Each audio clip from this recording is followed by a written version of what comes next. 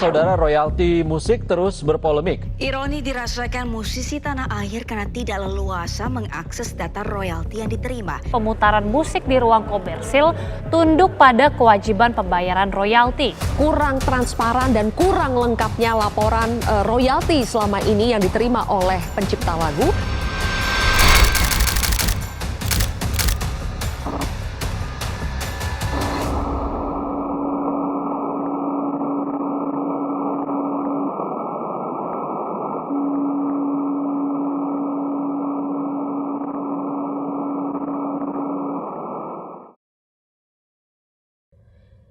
Isu royalti musik tak kunjung berhenti.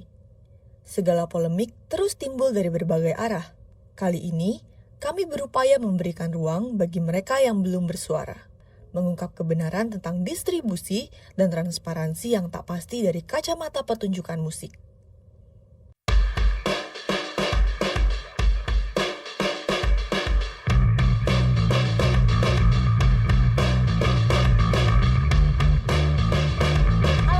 Sihir, saya Natasha Udu. Saya Rehan Nur. Tristan Juliano. Dan saya Enrico. Kita sebenarnya terbentuknya itu secara entitas lomba sihir itu dari tahun 2019, ya kan ya? Tapi album pertama kami sebagai sebuah band itu baru ada di tahun 2021. Sebagian besar kita akhirnya ngulik sendiri sih emang sih. Maksudnya kayak apa tipe royalti itu apa aja, terus habis itu koridor itu dari mana aja sih kita bisa dapat royalti, terus habis itu penghitungannya gimana dan segala macam tuh akhirnya kita ngulik sendiri sih. Sosialisasi yang kita dapat cukup minim sih sebenarnya sih sampai hari ini dari sejak kita awal berkarir. Kita lihat kondisi. Berarti kalau nggak cukup ntar pada kan keempat loncat teman cerdas juga di belakang sana. 1, 2, 3, 4 gitu. Ya. Semua orang merasa kita tipis ya lupa. Iya, kemarin apa ya? Lupa. Tumben. Narkoba? Tuh. Yes.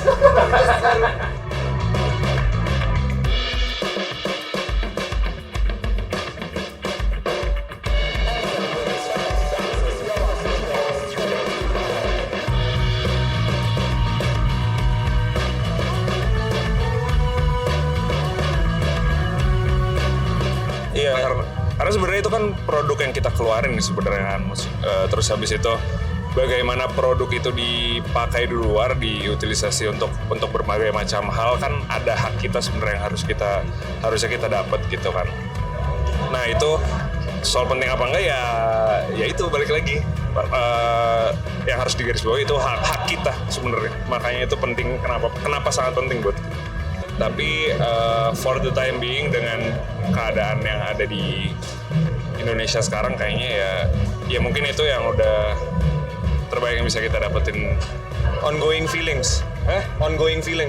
Berubah terus. Yang ngurus juga masih berubah terus. Pengennya maunya masih kejelasannya masih belum jelas.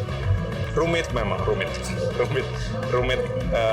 untuk diurai benangnya sih sampai ke akar-akarnya emang rumit banget sih. Dan ya kita mencoba realistis aja bahwa sepertinya menurut kita bakal butuh proses yang cukup panjang sih.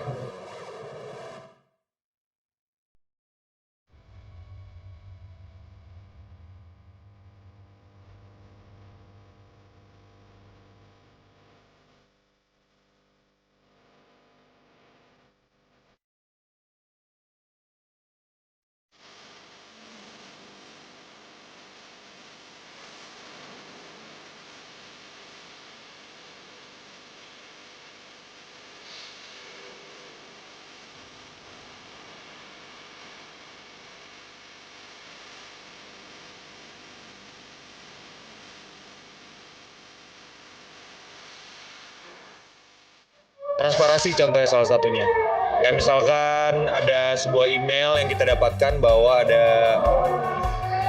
ada dikirimin lah gitu.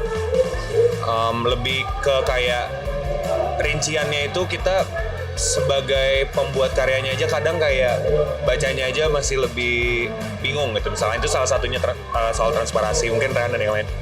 Iya benar, kayak ya itu balik lagi juga akhirnya berkesinambungan dengan sosialisasi juga tadi, kayak yang kita dapetin kita nggak pernah disosialisasiin dapetnya tuh dari mana gitu, terus habis itu penghitungannya gimana dan segala macem.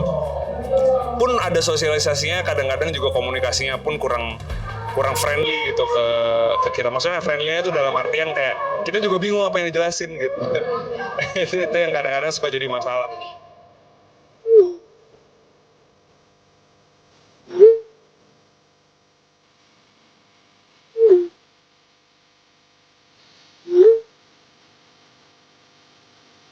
Ya pada akhirnya itu akhirnya jadi respon yang terhindarkan ya gitu loh. Mungkin karena itu bisa jadi juga sebuah bentuk ketidakpercayaan gitu terhadap sistem yang ada, bisa jadi. Tapi kalau misalkan gue pribadi sih memang lebih kayaknya idealnya kita mengacu kepada satu sistem walaupun masih berantakan gitu. Tapi gue cukup percaya someday gitu, walaupun akan sangat panjang prosesnya, we will get there sih. Kalau pendapat gue paling sama kayak tadi yang Rehan sebelumnya jawab tentang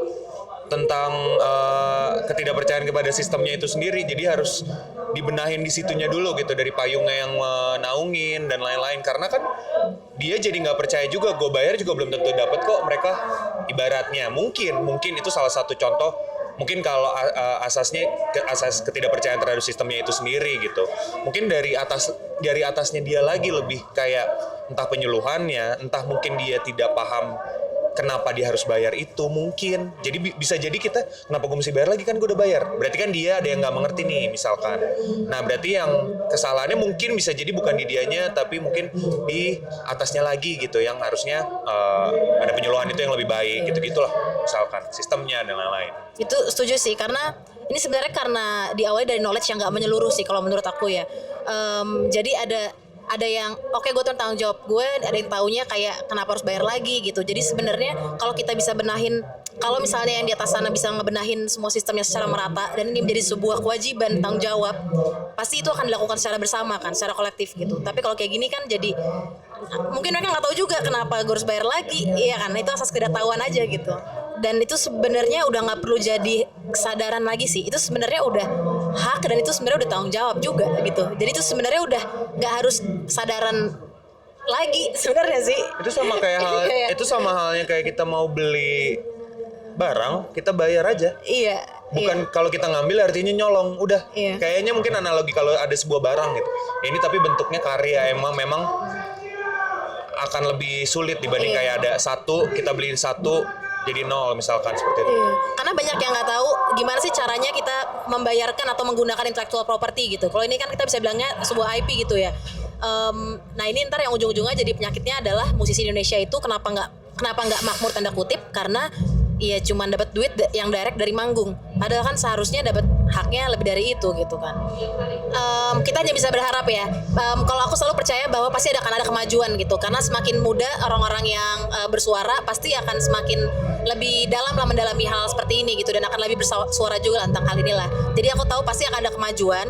Mungkin nggak akan cepat, mungkin akan lama karena banyak orang-orang yang mungkin masih percaya bahwa ini bukan suatu hal yang jadi kewajiban atau tanggung jawab gitu. Cuma aku yakin pasti akan perlahan-lahan membaik sih. Tapi juga ini sebenarnya juga wake up call juga sih untuk musisi sih. Maksudnya walaupun sistemnya mungkin kurang ideal, tapi kitanya ayo start ngulik gitu. Akhirnya kalau misalkan ngulik bareng gitu sama teman-teman selingkungannya, at least ada awareness-nya, akhirnya lama-lama bisa nge-start diskusi juga di lingkungannya dan segala macam. Akhirnya kesadaran yang kolektif akhirnya nanti suatu hari bisa bikin sistemnya jadi lebih ideal daripada sekarang. Itu tadi sih awareness dari musisinya sendiri juga, awareness bahwa apa yang kita keluarin sebagai musik itu produk, dan produk itu ada haknya kita kalau misalnya udah dipakai, udah diutilisasi di luar sana gitu. Sama ini adalah kepentingan bareng-bareng sih, bukan untuk satu kubu atau jadi kayak ada yang bikin mau pecah belah atau apa. Kayak ini emang bareng-bareng secara kolektif semuanya gitu, bukan kayak ada kepentingan satu orang atau apa gitu, kayak emang bareng-barengnya aja gitu.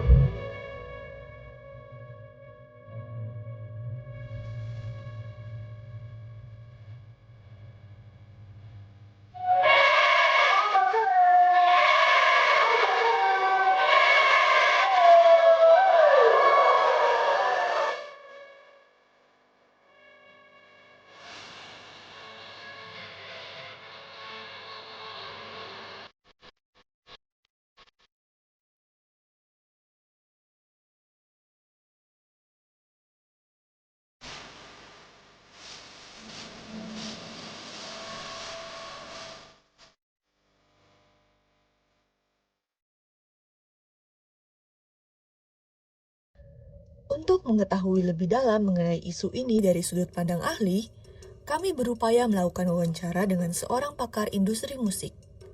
Kali ini, kami diizinkan untuk melakukan wawancara dan meliput keseharian beliau. Halo, saya Sindu Alpito, saya redaktur dari medcom.id. Saat ini saya juga sebagai jurnalis yang banyak mengulas atau membahas soal musik Indonesia.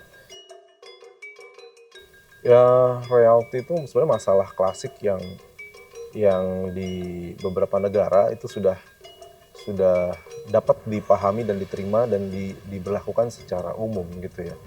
Cuma memang di Indonesia ini ada sedikit perbedaan karena industri kita tuh lumayan unik. Pada kelanjutannya isu ini semakin besar ketika kita tidak bisa lagi abai terkait pencatatan dan pengurusan hak yang sifatnya menurut saya itu administratif gitu ya. Jadi memang ketika belakangan ini ramai itu adalah bagian dari ketidaksiapan dan bisa dibilang mungkin dalam beberapa hal kata-kata yang cukup tajam adalah ketidakbecusan kita dalam mengurus uang dan bagaimana pencatatan itu gitu, pendistribusian, kemudian penghitungan yaitu tadi hak yang digunakan dan segala macam, karena ya tidak bisa dipungkiri juga gitu, kita sangat banyak penduduk kita gitu dan untuk mengatur itu semua walaupun secara jelas di undang-undang sudah ada, tapi implementasinya pasti tentu bertahap untuk bisa sampai di level kesadaran semua pihak gitu ya, dan itu kerja besar yang harus dilakukan bersama, tidak bisa hanya 1-2 pihak saja karena itu masalah soal mindset dan kesadaran juga gitu, seperti kayak orang mungkin melaporkan pajak atau membayar pajak gitulah kasarannya. Jadi butuh secara bersama-sama orang menyadari bahwa ini adalah ada perihal kemaslahatan yang besar gitu yang tidak bisa diabaikan, dan pola konsumsi musik kita dari dulu sampai sekarang juga berbeda dari negara-negara lain gitu. Kayak kita sudah terlalu terbuai dengan konsumsi musik secara gratis lewat bajakan gratis ya, walaupun mungkin bayar tapi sedikit gitu, atau lewat konser-konser gratis dan segala macam. Ketika kita dihadapkan pada sebuah skema royalti yang pada setiap tanggung jawab pemutaran di publik atau di tempat-tempat yang umum itu harus membayar, itu kayak jadi seolah-olah itu adalah beban, padahal itu adalah kewajiban gitu. Jadi ada soal mindset, ada soal administrasi, ada soal kesadaran publik dan segala macam yang akhirnya numpuk jadi satu, dan itu jadi isu yang pecah gitu ya. Pemerintah dalam hal ini mungkin melalui para dirjennya gitu, saya rasa juga sudah melakukan edukasi, tapi memang ada semacam ya bisa dibilang ketidaktahuan, tapi itu sangat masif gitu ya dalam memahami konsep dari royalti itu sendiri. Saya rasa itu juga penting. Jadi walaupun mungkin diedukasi, tapi sangat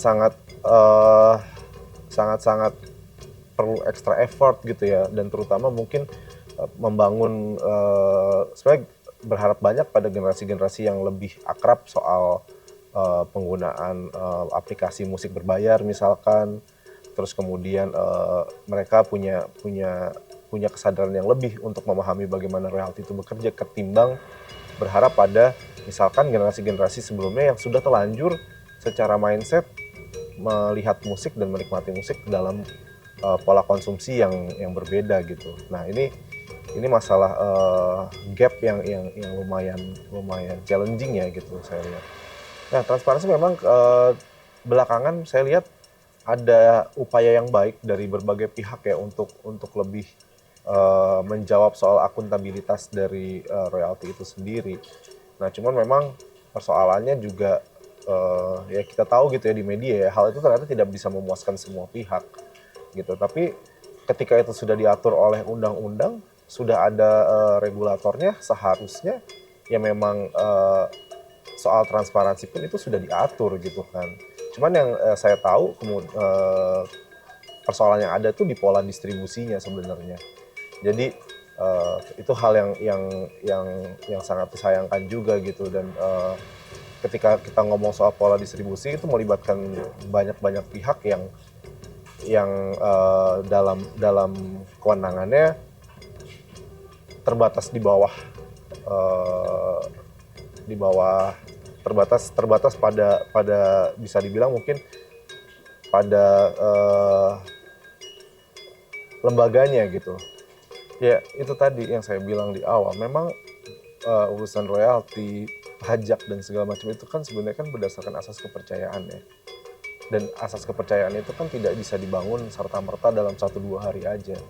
Artinya butuh kesadaran kolektif gitu, kesadaran kolektif dari penggunanya, dari musisinya, dari LMK-nya, dari regulatornya, dari negaranya dan segala macam gitu. Jadi respons para musisi atau para pengguna lagu ketika mereka kayaknya saya mungkin nanti nggak saya bayar royalti tapi mungkin saya nggak tahu nih penggunaannya gimana segala macam, itu menurut saya respons atas sesuatu yang tidak berjalan sesuai aturan semestinya kan. Nah memang ya kembali lagi berarti cara satu-satunya adalah membangun kepercayaan itu lewat pembuktian dari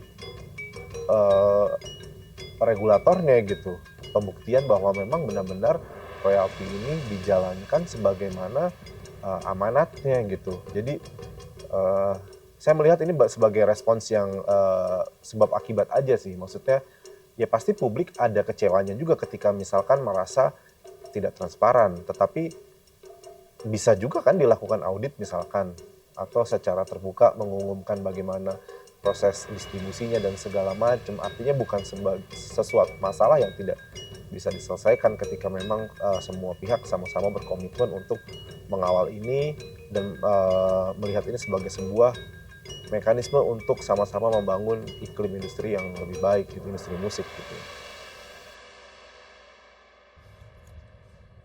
Setelah melewati banyak pro dan kontra, kami terus berupaya untuk melakukan kontak dengan Lembaga Manajemen Kolektif Nasional.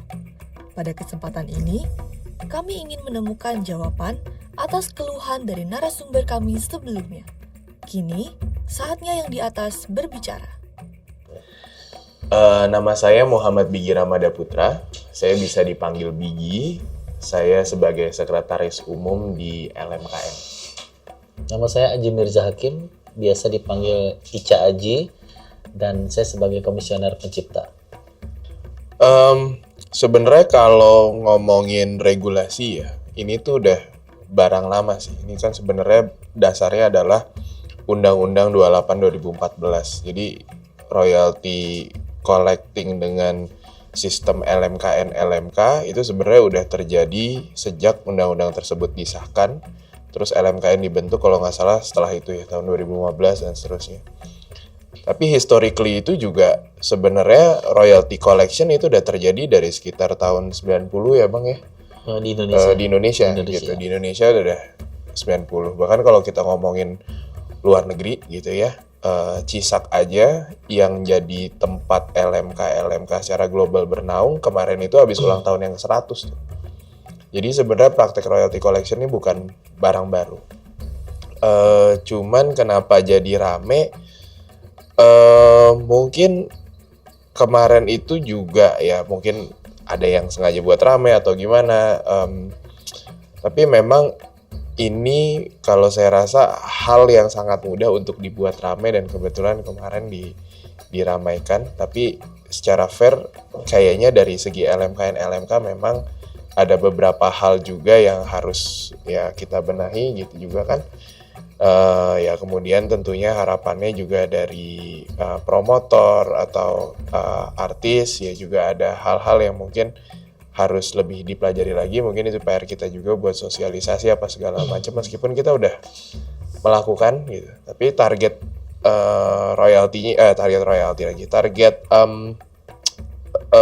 publiknya gitu ya, stakeholdernya gitu, itu kayak banyak banget dan sebesar ini, sedangkan sosialisasi kita tuh masih ya begini reach-nya nggak terlalu besar apa segala macam, tapi kita masih mengupayakan yang terbaik sih ya. Jadi kalau saya kesimpulannya melihat keramaian itu mungkin terjadi karena ketidakpahaman Gitu. dan mungkin pada saat itu kurangnya informasi gitu kan, dan itulah menjadi tentunya salah satu PR utama LMKN lah ya di periode yang sekarang. Kejadian saat ini kan pasti berdasar dari kejadian masa lalu kan gitu.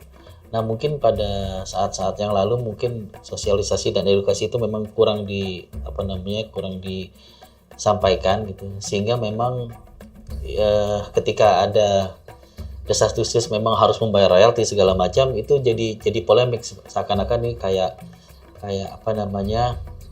pungutan liar aja gitu. Ya kita secara simpel pertama kita ada sosialisasi kolaborasi sama Kanwil Kementerian Hukum di berbagai daerah. Di situ kita bicara soal royalti, tentunya kita sosialisasi online maupun offline. Jadi kita udah dari Sumatera sampai Sulawesi, Maluku juga udah ya, Maluku. Ya cuman mungkin again ya, amplifikasi kita soal sosialisasi knowledge-nya nggak sebesar atau nggak dibesar-besarkan kayak yang rame-rame soal masalah-masalahnya. Yang masalah-masalahnya kayak netizen sama masyarakat lebih berminat daripada kayak soal edukasinya mengenai royalti. Jadi memang ketika kemarin tahun 2025 gitu kan ya, bulan Agustus, terus disahkan Permenkum 27, terus ditunjuk komisioner baru gitu kan. Ya di sini ada transisi lah kayak gitu. Sehingga kemudian dari transisi tersebut ya audit yang 2025 itu jalannya terlambat gitu kan ya. Dan 2024 itu nanti kayaknya kalaupun dipublish berbarengan sama yang 2025 ini nanti supaya nyambung. Nah ini audit sedang diproses, rencana selesai di bulan Juli ya kan, dan setelah selesai tentunya kita akan memenuhi requirement bahwa satu itu harus diupload di web kita dan dua juga harus diumumkan di media massa. Waktunya kan audit itu memang harusnya cukup panjang ya, karena dari Agustus sampai ke bulan sekarang aja kan itu sebenarnya masih terhitung singkat. Belum lagi dengan pergantian itu pasti ada perubahan sistem kan, jadi mungkin membutuhkan waktu. Tapi kemarin kita juga sudah tahu bahwa akan dalam waktu dekat ini akan selesai. Royalty basically kita ada digital ada non digital. Nah terus kalau non digital itu kemudian kita split lagi menjadi live event dan general. General tuh basically background music. Jadi kayak di mall, habis itu di bank dan kantor, di hotel, broadcast dan seterusnya. Kalau digital itu kayak royalty yang kita terima dari DSP atau digital service provider atau platform musik maupun platform yang menggunakan musik. Ya udah kan, jadi ada kayak audio visual, visualnya apa, audionya musik, artinya itu platform yang menggunakan musik. Kalau ngomongin presentase distribusi, simpelnya kita harus berangkat dari tarif dulu nih, gitu kan.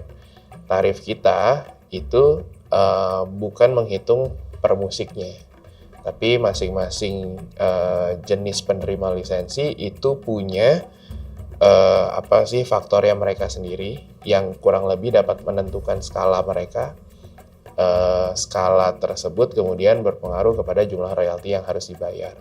Ketika konsernya berjalan, royaltinya dibayar dan setlistnya jelas, maka kemudian distribusinya gampang. Tinggal royalti yang diterima itu berapa, dibagi ada berapa lagu yang dimainkan, maka kemudian dari let's say royaltinya 100.000, lagu yang dimainin ada 10, setelah dipotong 8% operasional gitu kan, 8% per peraturan yang sekarang, berarti sisanya sekitar 92.000 misalkan, dibagi 10 lagu gitu kan, artinya masing-masing nilainya ya 9.200 gitu kan. Nah jadi nilai royalti yang dibagi itu tergantung kepada satu royalti yang dibayar berapa, yang diambil dari 2% penjualan tiket gitu kan.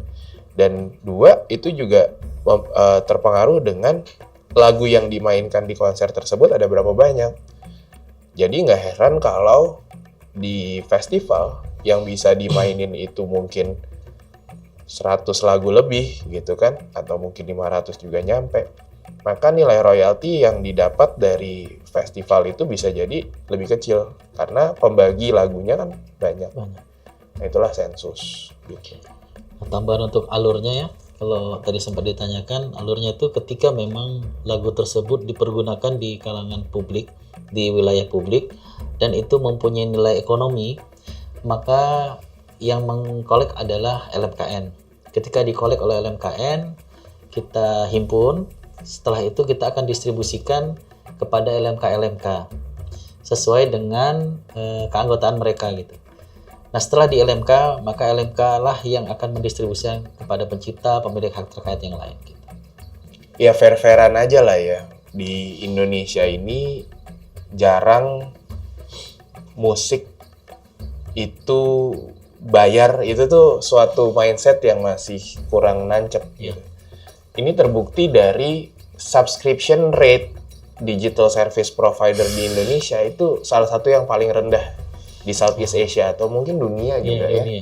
Cuma berapa persen lah, 1,5 sampai 2% dari user di Indonesia itu yang subscribe. Jadi emang kemauan untuk bayar musik itu nggak gede gitu kan. Artinya sebenarnya masyarakat kita mungkin masih belum bisa memvalue bahwa musik ini adalah sesuatu yang harus bayar gitu kan. Dan yang pasti alasan yang sangat klasik yang sering kita dengar adalah menolaknya user untuk membayar adalah mereka bilang, apakah benar uang yang kita berikan itu akan terdistribusi dengan benar gitu. Bagi kami sih sebenarnya itu bukan urusan mereka ya. Sama seperti misalnya mereka memiliki kewajiban membayar apa gitu, misalnya pajak atau lain sebagainya. Meskipun royalti bukan pajak. Bukan urusan mereka tiba-tiba pajak itu memang tidak bisa dipergunakan dengan baik. Misalnya ada oknum di dalam sana yang memang bermain di situ gitu. Bukan urusan mereka untuk menolak pembayaran. Mereka berkewajiban tetap membayar. Urusan itu nanti biar nanti kita ada auditor segala macam yang bisa mengaudit itu kan. Ya itu. Jadi memang ketika IO atau promotor itu nggak bayar, ya itu tentunya kita udah ada prosesnya gitu kan ya. Kita kirim surat kayak semacam introduction dulu, habis itu kita tegur, habis itu kita kasih tahu bahwa kita merencanakan ngebajuin ini ke Ditgakum gitu kan. Itu semua kita suratin ke promotor atau IO-nya gitu. Kalau ternyata emang masih nggak bisa diajak ngomong juga, ya mungkin kita coba panggil. Jadi beberapa effort lah terus kita lakukan. Tapi kalau misalkan emang nggak bisa, ya harus sampai kita bawa ke Ditgakum gitu. Tapi thankfully hal-hal yang kita adukan itu masih bisa settle di level non litigasi lah gitu, nggak usah dibawa ke pengadilan apa segala macam ya. Kalau memang purpose-nya cari rame gitu ya mungkin kita bisa cari jalur yang ngerame-ramein. Tapi LMKN di sini kayak bukan buat ngerame-ramein dan ngerecokin ekosistem sih purpose-nya gitu loh. Kita kan juga tahu ya bahwa kalau promotor misalkan merasa bahwa misalkan izin keramaian gitu, kalau itu nggak dapat, sebenarnya konser nggak bisa diselenggarakan. Sebenarnya kalau di luar juga yang saya tahu, promotor itu juga bermindset bahwa kalau clearance itu atau royalti itu belum dibayarkan, maka sebenarnya konser juga belum bisa diselenggarakan. Nah tapi di sini tuh belum sampai gitu loh. Harapannya ya kalau kita harus nyari terus abis itu kita minta bayar, tentunya pasti ada yang miss. Tapi kan harusnya juga ada kesadaran bahwa atau tanggung jawab pengen support juga ekosistem ini at the end of the day supaya pencipta maupun musisi bisa makmur gitu kan. Nah, kayak di luar negeri, ya itu pasti dia harus juga punya kesadaran bahwa ini menyelenggarakan di sini, udah siapin lah budget royaltinya atau budget clearance-nya gitu kan. Kami sih berharap banget ekosistemnya bisa menjadi lebih baik lagi dari sekarang.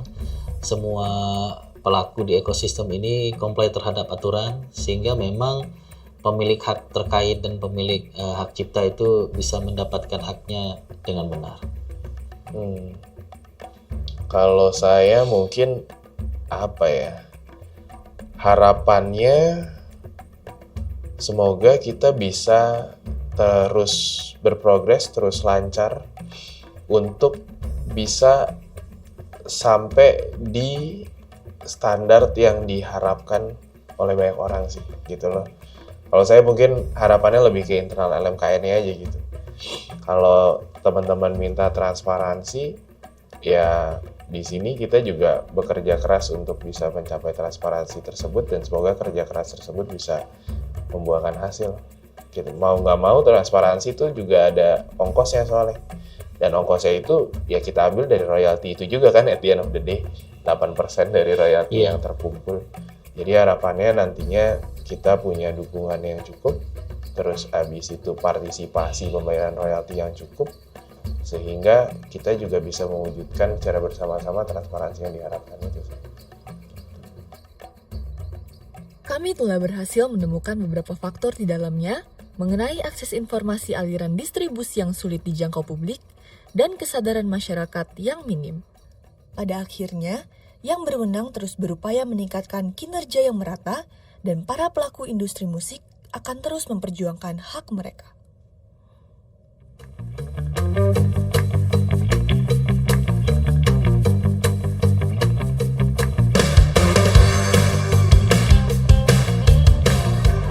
Gimana kak hari ini? Ya lumayan lah, semangat membimbing dan membina kakaknya.